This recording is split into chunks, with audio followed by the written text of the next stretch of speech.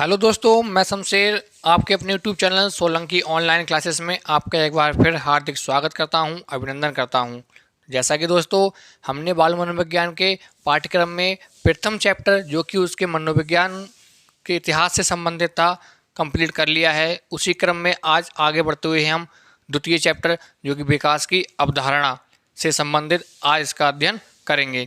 तो चलिए दोस्तों शुरुआत करते हैं आज के इस चैप्टर की। जो भी दोस्त इस चैनल पर नए हैं वो चैनल को लाइक करें, सब्सक्राइब करें और बेल आइकन दबाएं, जिससे कि आने वाली नई वीडियो का नोटिफिकेशन आप तक आसानी से पहुंच सके। यदि किसी ने प्रीवियस लेक्चर्स नहीं देखे हैं तो वो आपके इस चैनल पर अवेलेबल हैं, आप उनको आसानी से देख सकते हैं। चलिए शुरुआत करते हैं आज के इस चैप्टर की, जो कि हमारा विकास की अवधारणा। काफ़ी महत्वपूर्ण पार्ट है ये हमारा। टेट, सी टेट व सुपर टेट में भी इसे पूछा जाता है। तो चलिए शुरुआत करते हैं, देखते हैं आज के इस चैप्टर के बारे में कि आखिर क्या है इसमें विकास की अवधारणा। तो देखेंगे इसमें हम जानेंगे पहले कि विकास क्या है। विकास क्या है, साथ में जानेंगे आप विकास के साथ वृद्धि, कि वृद्धि और विकास में अंतर क्या है। तो सबसे पहले हम विकास को जानते हैं। देखिए विकास क्या होता है। विकास का अर्थ है कि जैसे नवीन आदत का निर्माण होना या नवीन आकृति का निर्माण होना, नवीन क्षमता का निर्माण होना, नवीन आकृति, क्षमता आदि का निर्माण होना या उत्पन्न होना या जन्म लेना ही क्या है, विकास है। चलिए एक एक करके जानते हैं तीनों के लिए। नवीन आदत, नवीन आदत से क्या तात्पर्य है। नवीन आदत का अर्थ है कि जैसे एक बच्चा जब जन्म लेता है तो जन्म लेने के बाद उसे किस प्रकार से बैठना है, किस प्रकार से उसे बोलना है, किस प्रकार से उसे पेन पकड़ना है, किस प्रकार से उसे पेंसिल पकड़नी है, ये सब क्या है, ये नवीन। नवीन का अर्थ नई, कि नई नई आदतों को क्या करता है, वह ग्रहण करता है। तो नवीन आदतों का ग्रहण करना या नवीन आदतों का जन्म लेना ही क्या कहलाता है, विकास कहलाता है। नवीन आदतों का जन्म लेना या नवीन आदतों का निर्माण होना ही क्या कहलाता है, हमारा विकास कहलाता है। दूसरा है नवीन आकृति। नवीन आकृति क्या है, तो जैसे गर्भधारण के समय से लेकर, जैसे यदि मान लें हम गर्भधारण के समय, तो गर्भधारण के समय को ले लें तो सबसे पहले सिर का विकास होता है, मतलब सिर का निर्माण होता है। सिर के निर्माण के बाद उसके अंगों का निर्माण होता है, उसके अंगों का निर्माण होता है। तो ये सिर का निर्माण क्या है, एक ही बार तो निर्माण हुआ ना, एक ही बार तो ये आकृति बनी, तो ये सिर की आकृति का बनना क्या कहलाएगा, विकास कहलाएगा।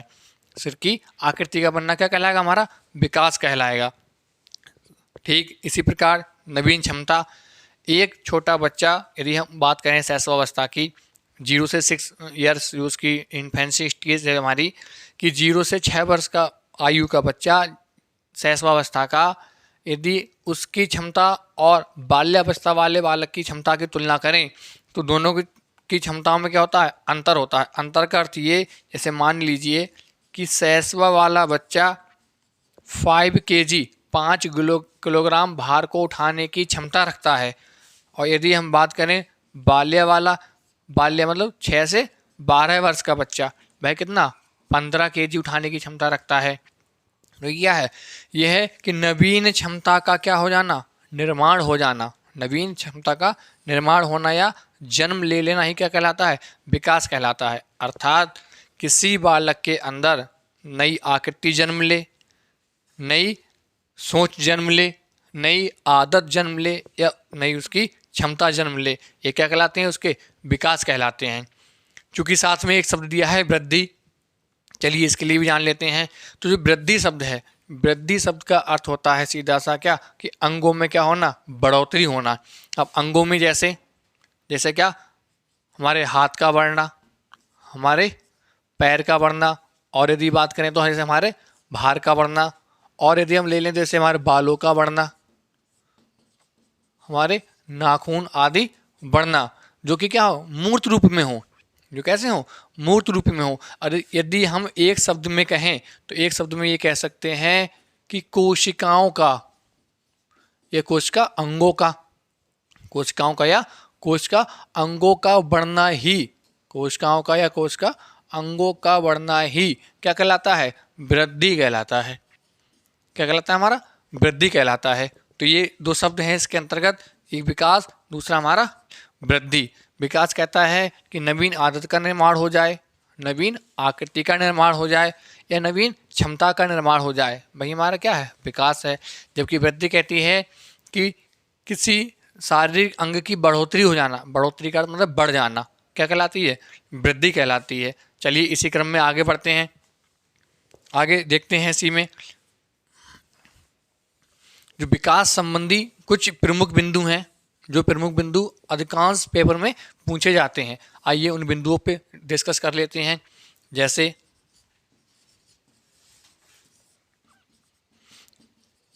प्रमुख बिंदु, तो प्रमुख बिंदु में सबसे ज़्यादा पूछे जाने वाला जो बिंदु है वह है, बिंदु के सिद्धांत के नाम से आता है ये, इसे कहते हैं विकास का अधिगम का सिद्धांत। विकास का अधिगम का सिद्धांत। यदि इसकी हम बात करें तो किसने दिया? ये दिया रिचर्डसन,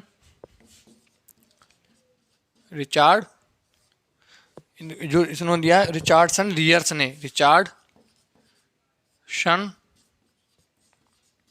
रियर्स ने।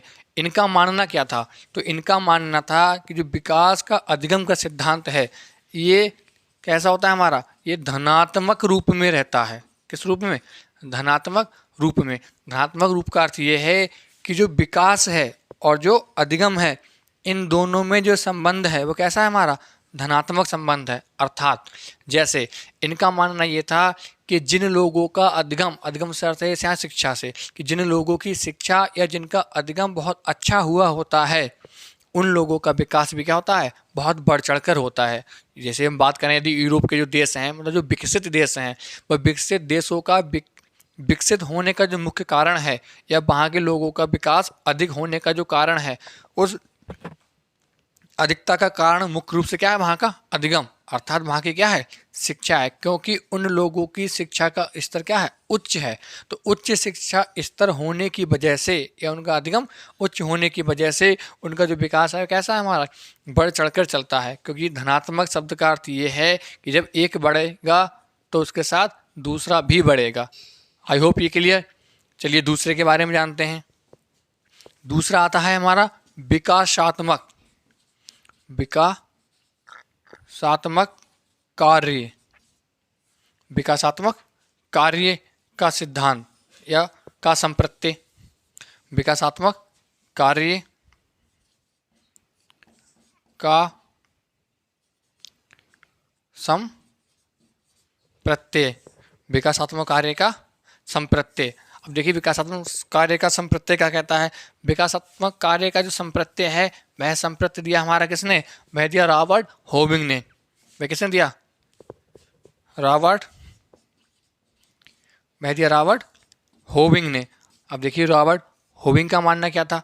रॉबर्ट होविंग का मानना यह था कि जो विकास है, रॉबर्ट होविंग का मानना यह था कि जो विकास है वह विकास आयु के अनुसार चलता है। आयु का अर्थ से हमारी उम्र के अनुसार चलता है। जैसे यदि हम इसकी बात करें रॉबर्ट होविंग के अनुसार, इनका मानना ये था कि यदि एक बच्चे की आयु मान लीजिए 2 वर्ष है, एक बच्चे की आयु क्या है?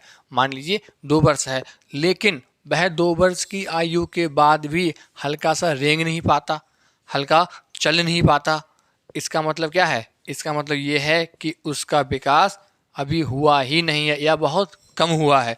इसका अर्थ ये है कि उसका विकास कैसा है? बहुत कम हुआ है। अर्थात कि जो बालक की अवस्थाएं हैं, अवस्थाओं के अनुसार यदि विकास जिस अवस्था का जिसमें होना चाहिए यदि उतना नहीं हुआ है, इसका अर्थ ये है कि वह विकास के क्षेत्र में अभी पिछड़ा हुआ है या उसका कम विकास हुआ है। तो ये 2 प्रमुख बिंदु हैं जो कि बहुत पूछे जाते हैं कि विकास का अधिगम का सिद्धांत या विकास व अधिगम के बीच धनात्मक संबंध बताने वाले कौन? तो रिचर्डसन रियर्स। दूसरा है हमारा कि विकासात्मक कार्य का संप्रत्यय देने वाले कौन, तो रॉबर्ट हॉबिंग। इनका मानना यह था कि आयु के अनुसार विकास उसी क्रम में चलना चाहिए या उसी उन्नति के साथ बढ़ते रहना चाहिए जिस क्रम में उसकी आयु बढ़ रही है। यदि बच्चा 15 वर्ष का है तो 15 वर्ष की आयु के अनुसार उसका विकास 15 वर्ष वाले बालक के अनुसार हो। यदि उतना नहीं है तो वो किसी न किसी क्षेत्र में या किसी न किसी कारण के बस वह क्या है, उस विकास के क्षेत्र में पिछड़ा हुआ है। चलिए आगे बढ़ते हैं इसी क्रम में। अब देखते हैं उस बिंदु के लिए जो बिंदु बहुत ही ज़्यादा पूछे जाते हैं, जैसे कि हमारा आता है विकास और वृद्धि में अंतर। विकास और वृद्धि में अंतर, ध्यान रखिएगा यहाँ से बहुत ज़्यादा है और प्रत्येक वर्ष प्रश्न पूछे जाते हैं। हमारे विकास और वृद्धि में अंतर से काफ़ी प्रश्न पूछे जाते हैं। चलिए एक तरफ हम विकास ले लेते हैं और दूसरी तरफ वृद्धि ले लेते हैं। एक तरफ हम क्या ले लेते हैं, वृद्धि, और यदि हम बात करें दूसरी तरफ ले लेते हैं हम क्या, विकास। चलिए देखते हैं अंतर। देखिए अंतर क्या कहता है, वृद्धि क्या कहती है। वृद्धि कहती है कि जो वृद्धि है वह कैसी है, मूर्त है। वृद्धि कैसी होती है, मूर्त है, जबकि विकास कैसा है हमारा, अमूर्त है। अभी एक एक पॉइंट समझेंगे हम इसके लिए। वृद्धि कैसी है हमारी, मात्रात्मक है, जबकि विकास हमारा कैसा है, गुणात्मक है एवं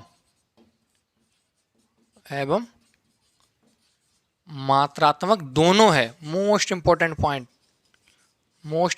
सबसे ज़्यादा प्रश्न यदि विकास और वृद्धि के अंतर से आता है तो यही गुणात्मक और मात्रात्मक वाले से आता है कि जो वृद्धि है वो तो मात्रात्मक है, लेकिन विकास क्या है, मात्रात्मक और गुणात्मक क्या दोनों है। तीसरा पॉइंट देखते हैं, वृद्धि कुछ समय के बाद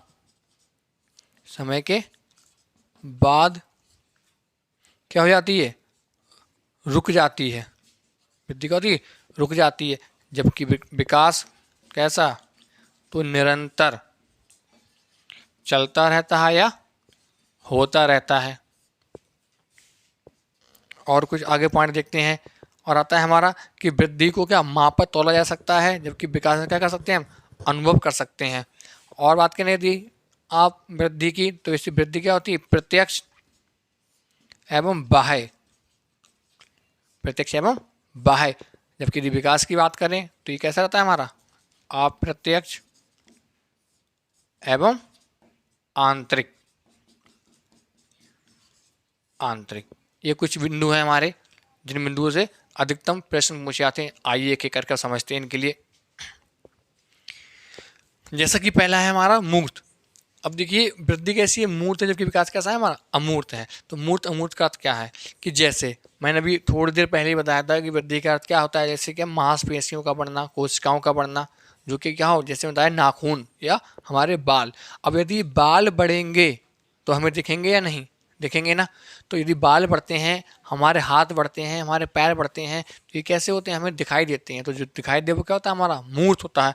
ये क्या है, तो वृद्धि कैसी होती है, हमारी मूर्त होती है। यदि बात करें विकास की, तो यदि आप जैसे भाषा की बात करें तो आपके लिए शाब्दिक ज्ञान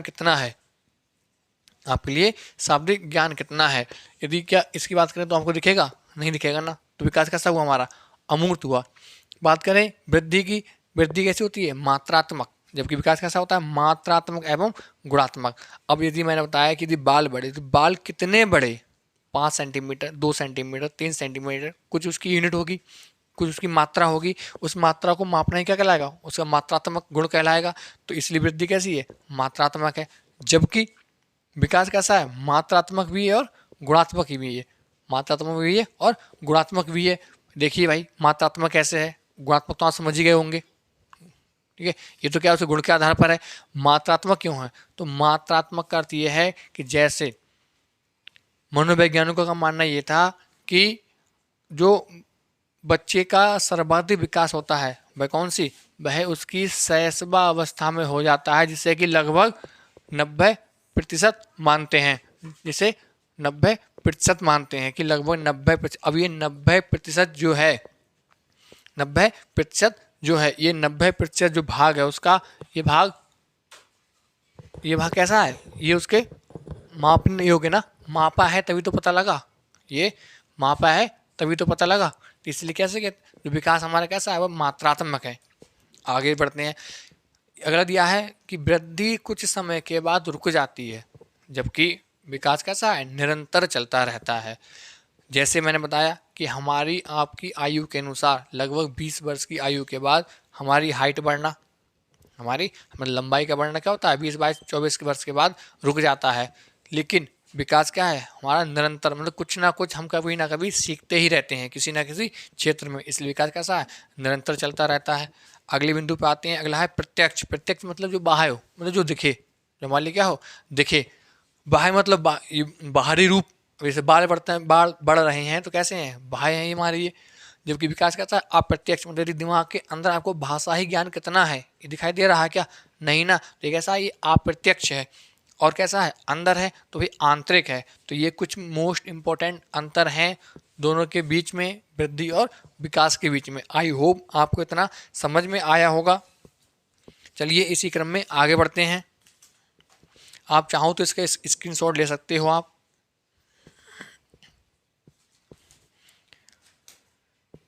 आइए आगे देखते हैं इसी क्रम में बढ़ते हुए।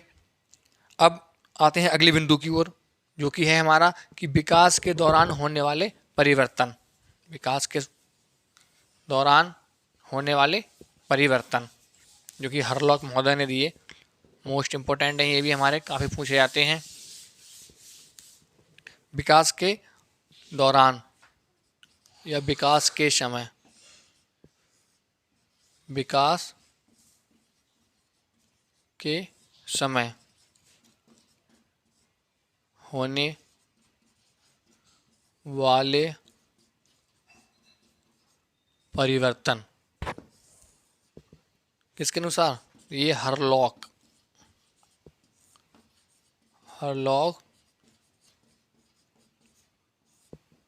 के अनुसार इन्होंने बताया कि जब विकास होता है तब निम्न जो 4 परिवर्तन हैं वह तो होने ही हैं। जैसे पहला क्या है कि नवीन आदत, आकृति, क्षमता आदि का क्या होना, निर्माण होना या जन्म लेना। जैसे पहला इन्होंने बताया कि जब विकास होगा या यदि विकास हो रहा है उस समय पे पहला परिवर्तन होगा कि व्यक्ति के अंदर, उस प्राणी के अंदर नई नई आदतों का निर्माण हो रहा होगा। जैसे कि मान लीजिए खाना खाने की आदत, पानी पीने की आदत, पेन पकड़ने की आदत, छोटे बच्चे का बिस्तर से नीचे उतरने की आदत। नवीन आकृति, पहले बताया मैंने, सिर का विकास हुआ, उसके बाद हमारे धड़ का विकास हुआ, फिर हाथ पैरों का विकास हुआ, उसके बाद अंगुलियों का, अन्य अंगों का विकास हुआ। ये कैसा है, नवीन आकृति। क्षमता, जैसे पहले क्षमता थी बच्चे की कि भाई 2 किलो वजन उठा सकता है, फिर क्षमता हुई 10 उठा सकता है, 20 उठा सकता है, आज हमारा आप 30, 40, 50 उठा सकते हैं। तो ये सब क्या है हमारा कि नवीन क्षमता का निर्माण होना। अर्थात पहला बिंदु क्या कहता है, पहला बिंदु कहता है कि यदि जब विकास हो रहा है, विकास होने के दौरान या विकास के समय बच्चे की अंदर नवीन आदत, आकृति, क्षमता आदि का क्या होता है, हमारा निर्माण होता है। चलिए दूसरा देखते हैं। दूसरा क्या है हमारा,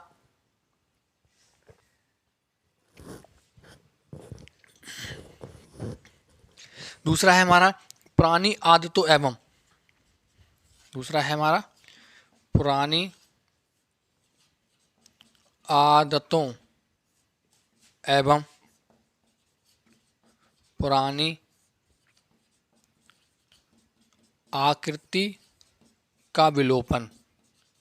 पुरानी आदतों एवं आकृति का क्या होना, विलोपन। विलोपन का होता है गायब होना, क्या होना, गायब होना। अब देखिए समझते हैं इसके लिए कैसे। पुरानी आदतों, क्या भाई हमारी आपकी जो आदतें बचपन में थी भाई अब तक हैं, नहीं ना। हमारी बहुत सी आपकी जो खेल खेलने की आदतें थी, अन्य जो आदतें हमारी हैबिट्स थी, वो हैबिट्स हमारी आज तक हैं क्या, नहीं ना। जैसे जैसे विकास हुआ, जैसे जैसे हमारे आयु हमारी बढ़ती गई, उसी क्रम में हमने क्या किया, उन पुरानी आदतों का पुरानी जो हमारी ओल्ड हैबिट्स थी उन हैबिट्स को क्या करा हमने, विलोप करा। विलोप का मतलब गायब किया धीरे धीरे। जैसे आगे बढ़ते हैं, दूसरा क्या है कि पुरानी आकृतियों का। अब पुरानी आकृतियों की यदि बात करें तो पहले यदि हम अपने हाथ की बात करें तो हमारे हाथ की आकृति मतलब ये आकार था क्या, नहीं था ना, आकार कम था, आकार अब बड़ा हुआ। तो शारीरिक अंगों का बढ़ जाना, शारीरिक अंगों का पुरानी आकृति से अब नई आकृति में परिवर्तन हो जाना क्या कहलाता है, पुरानी आकृति का विलोपन कहलाता है। आगे देखते हैं तीसरा। तीसरा है अनुपात में परिवर्तन। तीसरा क्या है, अनुपात में परिवर्तन। और हमारा जो चौथा है लंबाई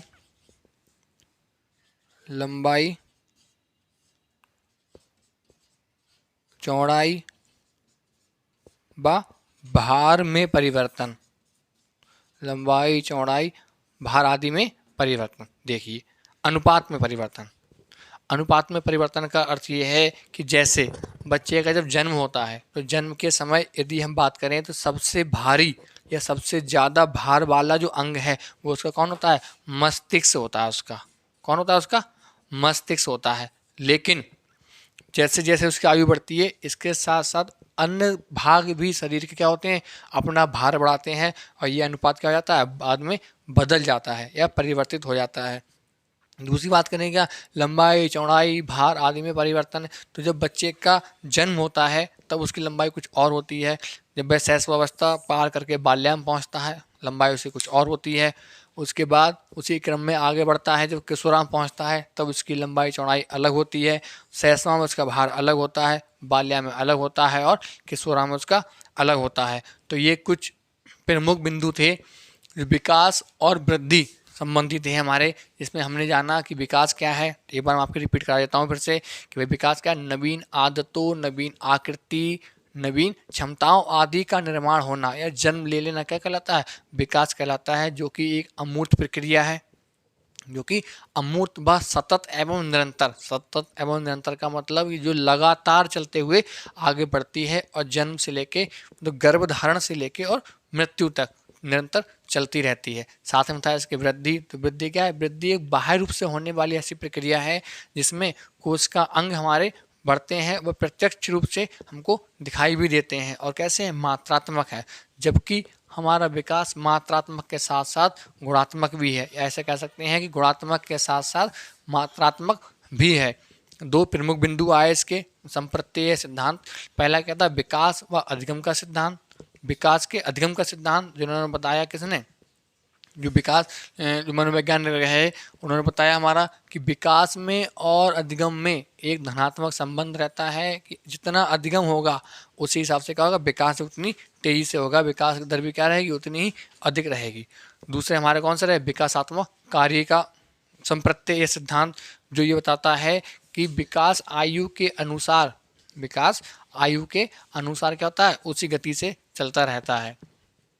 ये कुछ परिवर्तन हैं कि जो विकास के दौरान होते हैं या ऐसा होना ही चाहिए। जैसे कि ये हरलॉक ने इनका डिवाइडेशन किया है, हरलॉक महोदय ने इन्हें बताया है कि पहला है नवीन आदत आकृति निर्माण होना। दूसरा क्या है, नवीन आदतों के साथ पुरानी आदतों का क्या होना, विलोपन होना। नवीन आकृति के साथ पुरानी आकृति क्या हो जाना, विलोप हो जाना। नेक्स्ट है अनुपात में परिवर्तन। जो शारीरिक अंग है हमारे वो बचपन में कुछ और होते हैं, बड़े पे कुछ अनुपात उनका अलग होता है। और अंत में हमारा लंबाई चौड़ाई भार आदि में क्या हो जाना, परिवर्तन हो जाना। तो आज के लिए बस इतना ही। चलिए मिलते हैं अगली वीडियो में। उसमें क्या हम आपका ये जो विकास संबंधी विकास वृद्धि में अंतर हो गया, हरलॉक के अनुसार उनका क्या हो गया, परिवर्तन हो गया। और कुछ आपके जो मुख्य प्रमुख बिंदु थे भाई प्रमुख बिंदु हो गए। आगे इसी क्रम में आते हैं विकास के सिद्धांत। हमारे आते हैं आगे विकास के सिद्धांत। ये सिद्धांत कहते हैं कि किन इनके आधार पर विकास हो या विकास होता ही है या होना चाहिए। तो अगले लेक्चर में हम ये जो लगभग 10 से 12-13 सिद्धांत हैं इस सिद्धांतों के बारे में जानेंगे। तो ठीक है, आज के लिए बस इतना ही। बहुत जल्द मिलते हैं आपके लिए अगली वीडियो में। Thank you, thanks a lot.